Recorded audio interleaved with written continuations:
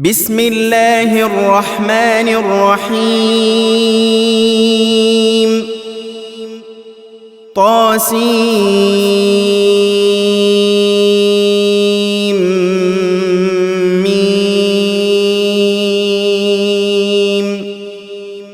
تلك آيات الكتاب المبين نتلو عليك من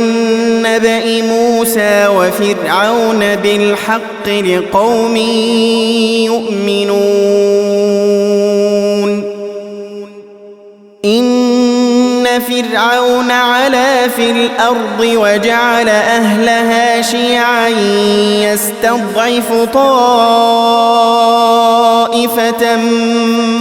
منهم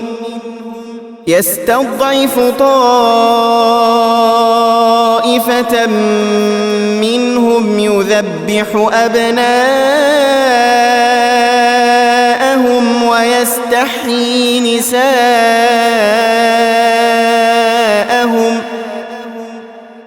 إنه كان من المفسدين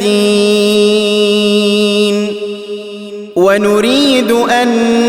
نمن على الذين استضعفوا في الأرض ونجعلهم أئمة ونجعلهم الوارثين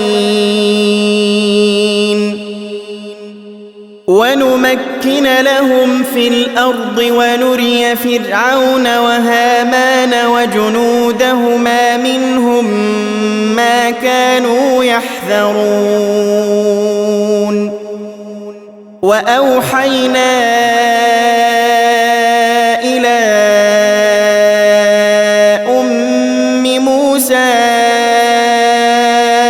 أن أرضعيه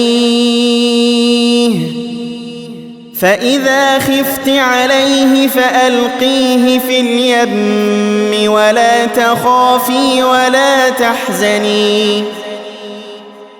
إنا رادوه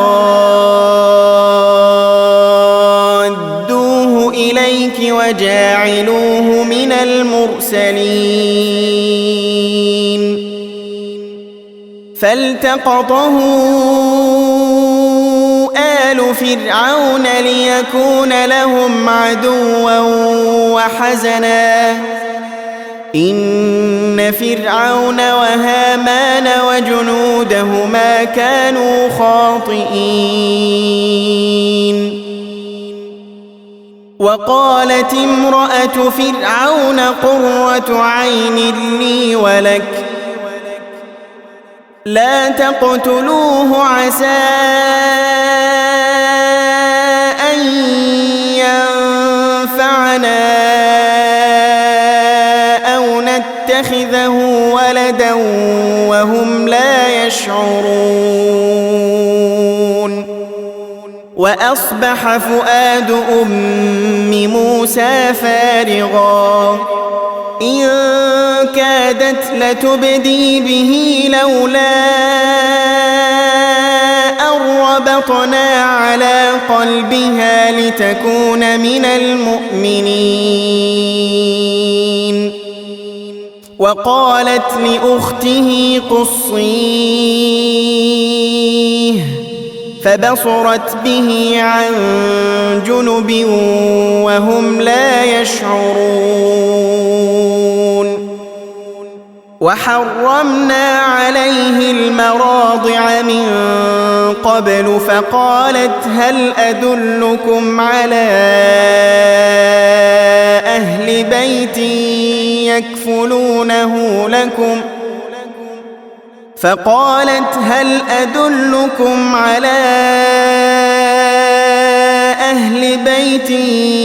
يكفلونه لكم وهم له ناصحون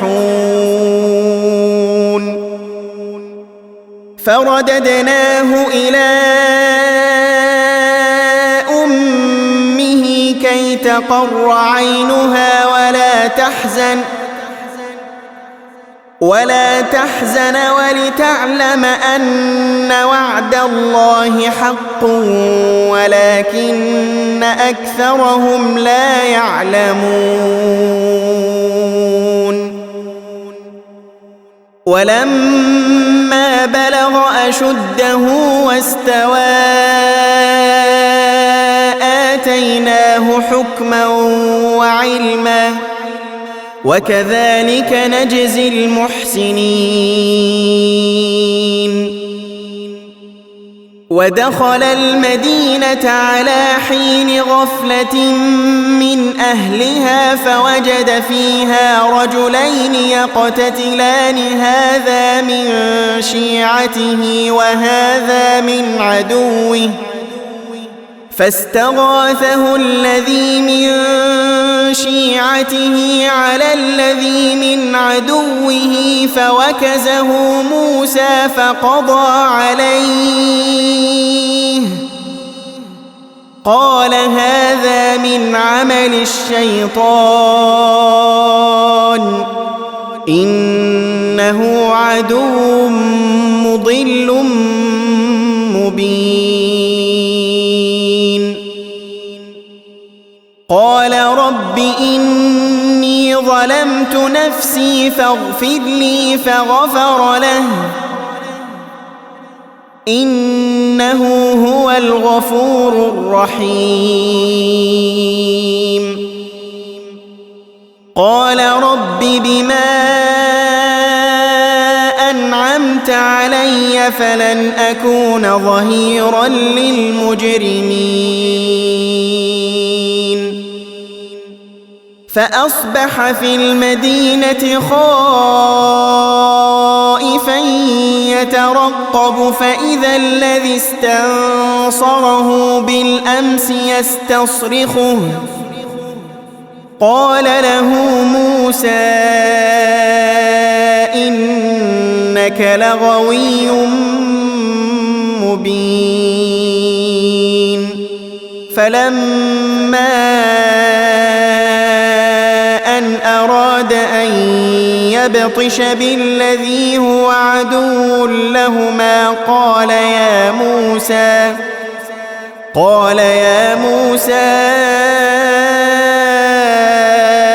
أتريد أن تقتلني كما قتلت نفسا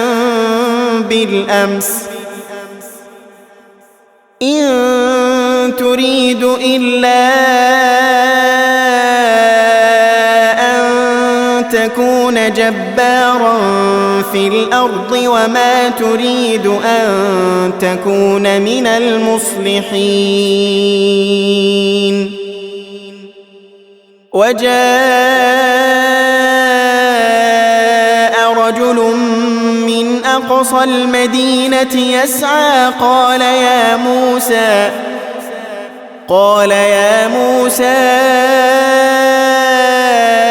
إن الملأ يأتمرون بك ليقتلوك فاخرج إني لك من الناصحين فخرج منها خائفا يترقب قال رب نجني من القوم الظالمين ولما توجه تلقاء مدين قال عسى ربي أن يهديني سواء السبيل ولما ورد ماء مدين وجد عليه أمة من الناس يسقون ووجد من دونهم امرأتين تذودان قال ما خطبكما قالتا لا نسقي حتى يصدر الرعاء وأبونا شيخ كبير فسقى لهما ثم تولى إلى الظل فقال رب إني لما أنزلت إلي من خير فقير فجاءته إحداهما تمشي على استحياء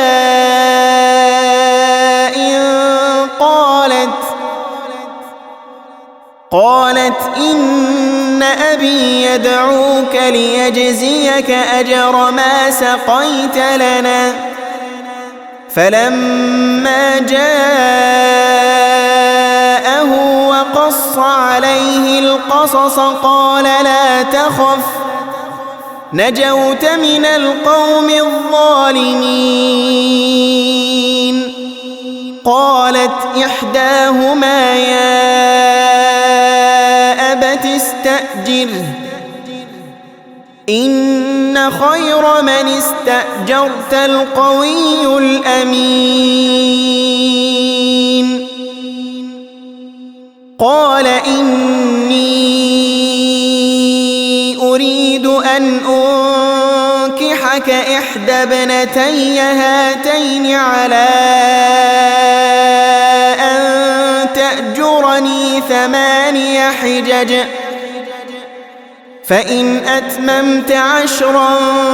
فمن عندك وما أريد أن أشق عليك ستجدني إن شاء الله من الصالحين قال ذلك بيني وبينك أيما الأجلين قضيت فلا عدوان علي والله على ما نقول وكيل فلما قضى موسى الأجل وسار بأهله آنس من جانب الطور نارا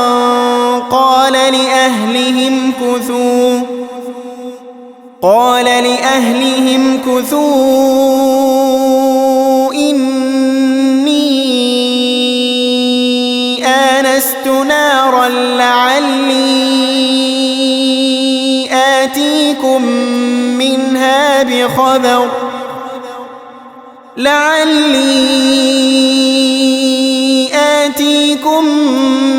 منها بخبر أو جذوة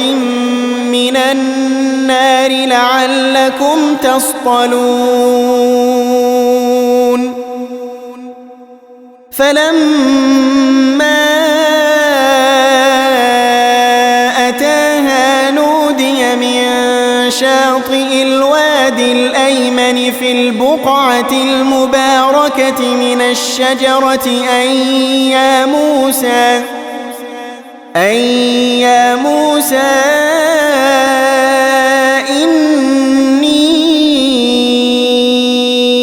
أنا الله رب العالمين وأن ألق عصاك فلما رآها تهتز كأنها جان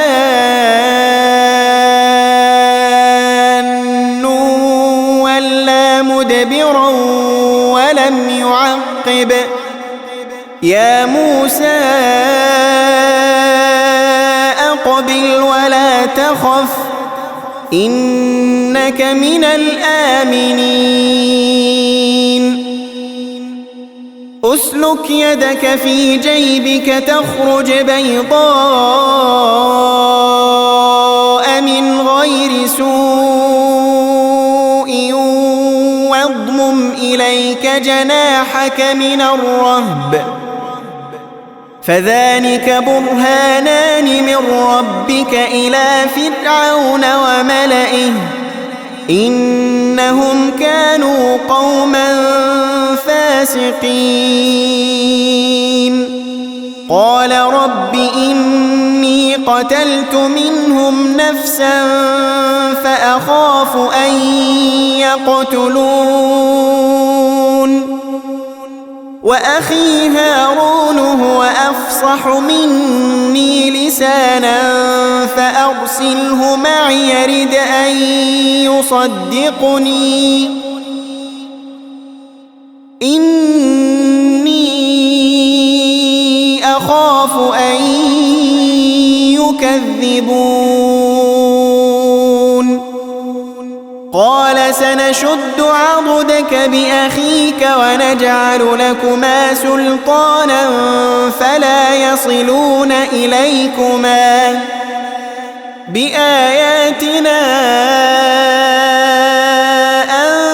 أنتما ومن اتبعكما الغالبون فلما جاءهم موسى بآياتنا بينات قالوا ما هذا إلا سحر مفترى وما سمعنا بهذا في آبائنا الأولين وقال موسى ربي أعلم بمن جاء بالهدى من عنده ومن تكون له عاقبة الدار إنه لا يفلح الظالمون وقال فرعون يا أيها الملأ ما علمت لكم من إله غيري فأوقد لي يا هامان على الطين فاجعل لي صرحا لعلي أطلع إلى إله موسى وإني لأظنه من الكاذبين واستكبر هو وجنوده في الأرض بغير الحق وظنوا أنهم إلينا لا يرجعون فأخذناه وجنوده فنبذناهم في اليم فانظر كيف كان عاقبة الظالمين وجعلناهم أئمة يدعون إلى النار ويوم القيامة لا ينصرون وأتبعناهم في هذه الدنيا لعنة ويوم القيامة هم من المقبوحين ولقد آتينا موسى الكتاب من بعد ما أهلكنا القرون الأولى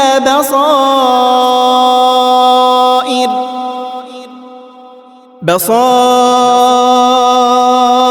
للناس وهدى ورحمة لعلهم يتذكرون وما كنت بجانب الغربي إذ قضينا إلى موسى الأمر وما كنت من الشاهدين ولكننا أنشأنا قرونا فتطاول عليهم العمر وما كنت ثاويا في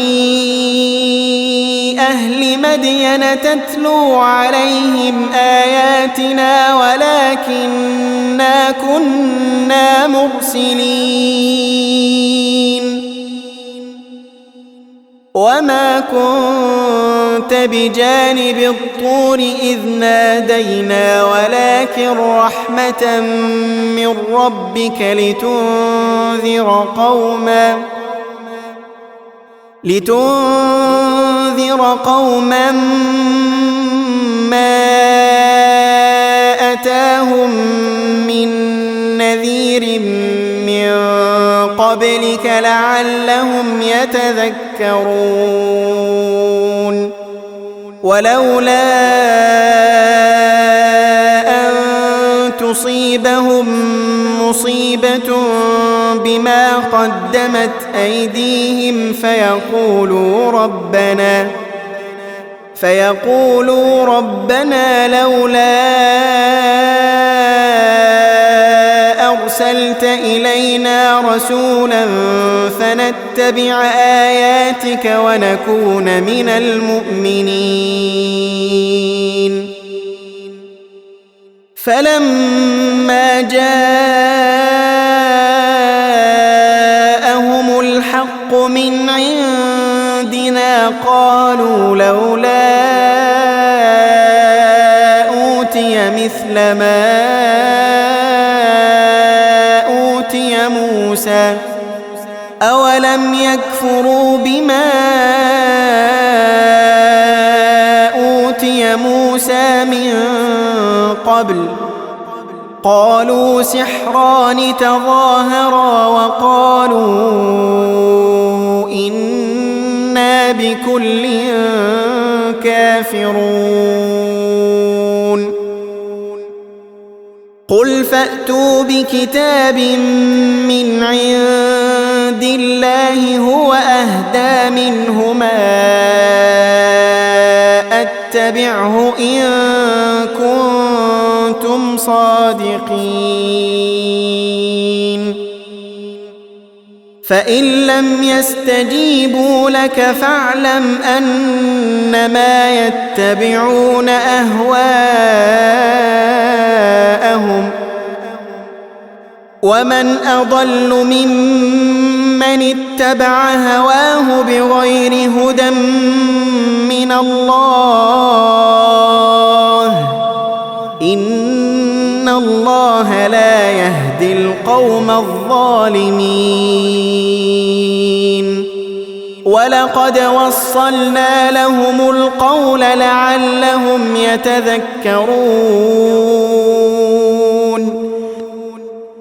الذين آتيناهم الكتاب من قبله هم به يؤمنون وإذا يتلى عليهم قالوا آمنا به إنه الحق من ربنا إنا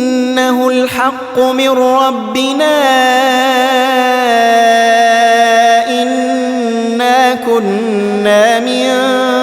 قبله مسلمين أولئك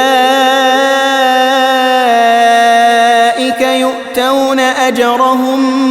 مرتين بما صبروا ويدرؤون بالحسنة السيئة ومما رزقناهم ينفقون وإذا سمعوا اللغو أعرضوا عنه وقالوا لنا أعمالنا ولكم أعمالكم سلام عليكم لا نبتغي الجاهلين إنك لا تهدي من أحببت ولكن الله يهدي من يشاء وهو أعلم بالمهتدين وقالوا إن نتبع الهدى معك نتخطف من أرضنا أولم نمكن لهم حرما آمنا يجبى إليه ثمرات كل شيء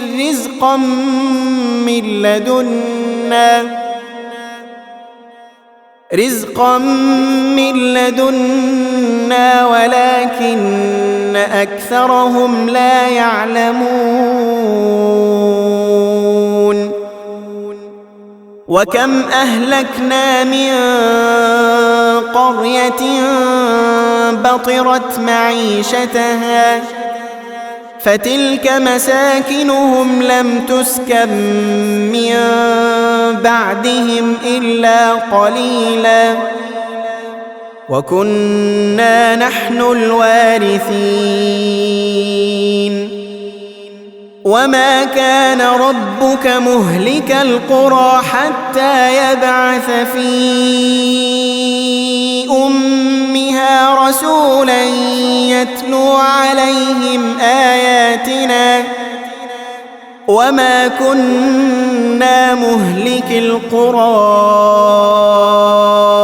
إلا وأهلها ظالمون وما أوتيتم من شيء فمتاع الحياة الدنيا وزينتها وما عند الله خير وأبقى أفلا تعقلون أفمن وعدناه وعدا حسنا فهو لاقيه كمن متعناه متاع الحياة الدنيا ثم هو يوم القيامة من المحضرين ويوم يناديهم فيقول أين شركائي الذين كنتم تزعمون قال الذين حق عليهم القول ربنا هؤلاء الذين أغويناهم كما غوينا تبرأنا إليك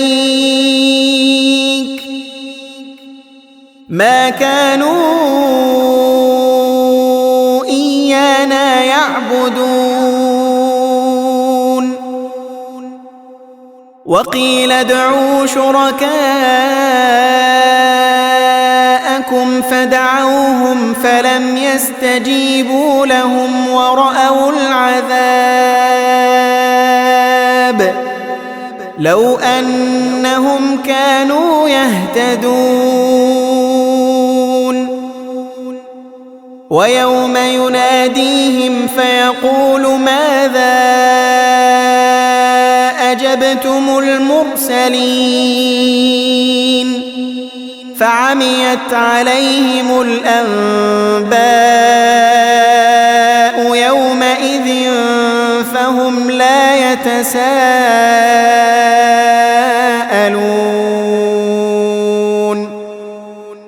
فأما من تاب وآمن وعمل صالحا فعسى أن يكون من المفلحين وربك يخلق ما يشاء ويختار ما كان لهم الخيرة سبحان الله وتعالى عما يشركون وربك يعلم ما تكن صدورهم وما يعلنون وهو الله لا إله إلا هو له الحمد في الأولى والآخرة وله الحكم وإليه ترجعون قل أرأيتم إن جعل الله عليكم الليل سرمدا إلى يوم القيامة من إله غير الله يأتيكم بضياء أفلا تسمعون قل أرأيتم إن جعل الله عليكم النهار سرمدا إلى يوم القيامة من إله غير الله يأتيكم بليل تسكنون فيه أفلا تبصرون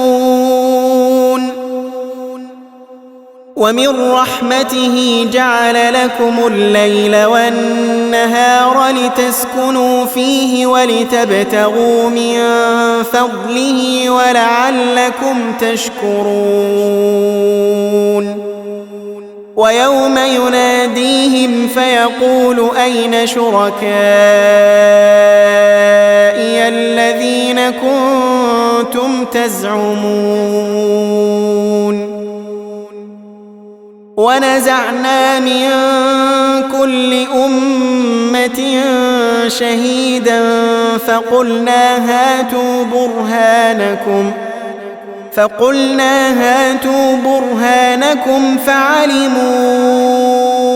أن الحق لله وضل عنهم ما كانوا يفترون إن قارون كان من قوم موسى فبغى عليهم وآتيناه من الكنوز ما إن مفاتحه لتنوء بالعصبة أولي القوة إذ قال له قومه لا تفرح إن الله لا يحب الفرحين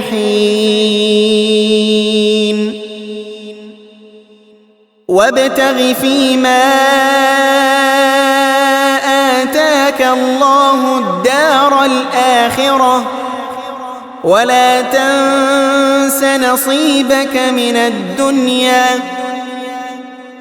وأحسن كما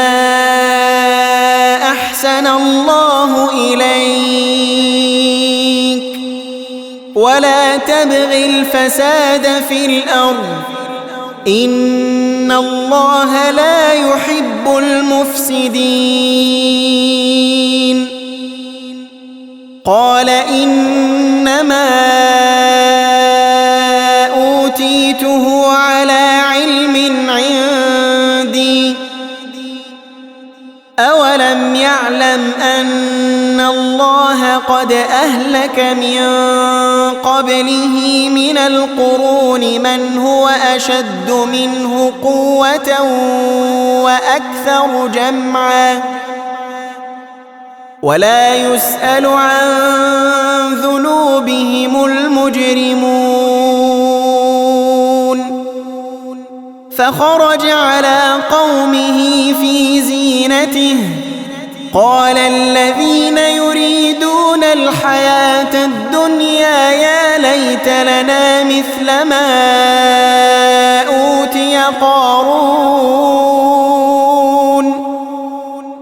إنه لذو حظ عظيم وقال الذين أوتوا العلم ويلكم ثواب الله خير لمن آمن وعمل صالحا ولا يلقاها إلا الصابرون فخسفنا به وبداره الأرض فما كان له من فئة ينصرونه من دون الله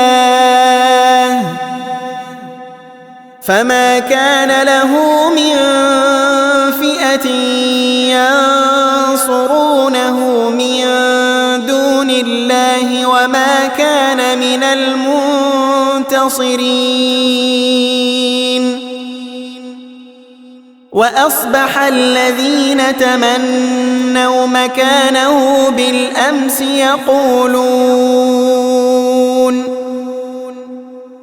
يقولون ويكأن الله يبسط الرزق لمن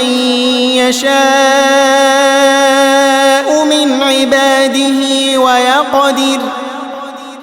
لولا أمن الله علينا لخسف بنا ويكأنه لا يفلح الكافرون تلك الدار الآخرة نجعلها للذين لا يريدون علوا في الأرض ولا فسادا والعاقبة للمتقين من جاء بالحسنة فله خير منها ومن جاء بالسيئة فلا يجزى الذين عملوا السيئات إلا ما كانوا يعملون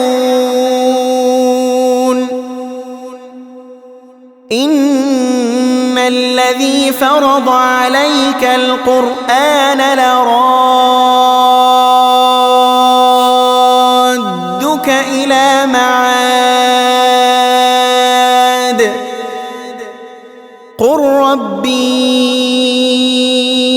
أعلم من جاء بالهدى ومن هو في ضلال مبين وما كنت ترجو أن يلقى إليك الكتاب إلا رحمة من ربك فلا تكونن ظهيرا للكافرين ولا يصدنك عن آيات الله بعد إذ أنزلت إليك وادع إلى ربك ولا تكونن من المشركين ولا تدع مع الله إلها آخر لا إله إلا هو كل شيء هالك إلا وجهه له الحكم وإليه ترجعون